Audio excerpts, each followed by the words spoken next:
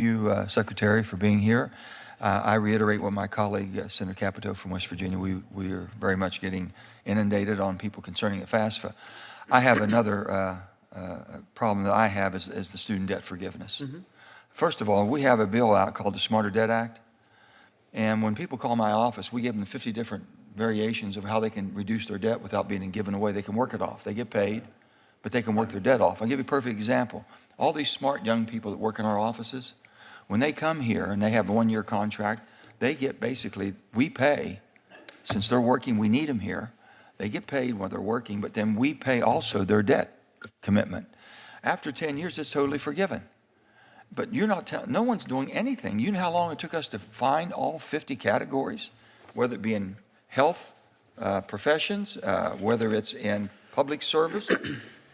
There are so many ways, scientific research, general repayment, everything. There's so many things, but yet we end up giving $620 billion of debt cancellation has already been implemented, including $275 billion from President Biden's new income-driven repayment, and then we're talking about doing another $750.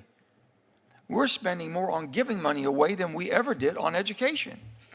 It makes no sense to me at all, and you all have done nothing as the Department of Education showing me how I can take this burden off of me while I still get paid and I'm contributing to society. And we have no financial requirements whatsoever, literacy. When a student goes into the college, as I'm understanding it, you please correct me if I'm wrong, they'll go there and they say, what is your family's income? And you get the Stafford loan. So you can borrow, they said, well, you can borrow up to $12,000 with your family loan, with your family income. They might only need 6, but they'll take all 12. And then most of them, majority fall out in 2 years. They think it's all free money because they have no payments at all. There's no accrued interest whatsoever. But when it comes time to pay the piper, it hits them hard because we don't require any financial literacy on the front end. This is stupid. And we just keep piling it on like there's no end to it. Your debt is $34.5 trillion and growing every day. And we're not going to be able to burden this. Education. And we're dumbing down on top of that. Students aren't getting any better. And how about the kids that don't go to school? In our little state, there's an awful lot of kids that can't go to school. They come to us and say, you mean I'm working and paying my taxes and you're giving it away to people who went to college and had a good time? And now they don't want to pay it back? Had a better chance for an opportunity, don't want to pay it back? We've got to answer. And you want to know why the rural America and urban and rural America is getting further and further apart? Is because rural America is being left behind and getting screwed. That's exactly why.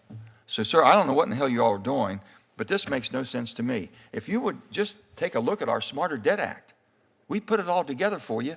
You could put it on your website tomorrow and start showing people how to take the burden of high student loan debt off of their back by giving services back that we need in so many areas of our government, so many areas of our country. Everyone needs it, every state, but you all don't do it. Did you know about what we're talking about, the Smarter? Thank you for your comments, sir. And I think we share the opinion that higher education has been out of reach for too many people and that we have a broken system. We're proud of the work that we're doing to provide teachers who are making $35,000 a year debt relief after 10 years of service in public service. So we're committed to working with you and others. This, to me, is about that teacher that I spoke to recently who has $60,000 in loans because the interest compounded it.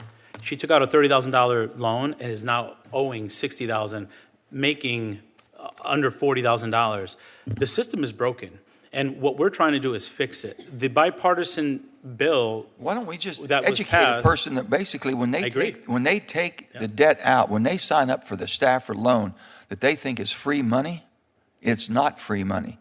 Explain to them what their budget. So they have a budget when they go to college. This is your budget. Mm-hmm. But you tell a kid that they get $12,000, I guarantee they'll have a nice apartment and end up buying a car. The folks that we're providing debt relief to, sir, are public servants, they're veterans that have served our public and have done it not to become rich, but to make their community better. People who have been taken advantage of by universities or colleges. I agree with all that. So we're trying to fix a system to make higher education more affordable. You have to you're the education department. Right. You have to educate people on what's available. Right.